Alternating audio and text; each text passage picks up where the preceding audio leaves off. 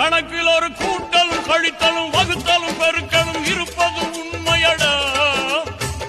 கூட்டல் மட்டும் வாழ்க்கையில் நடக்குது, பாவத்தை பெருக்குது, இது என்ன ஜென்மமடா.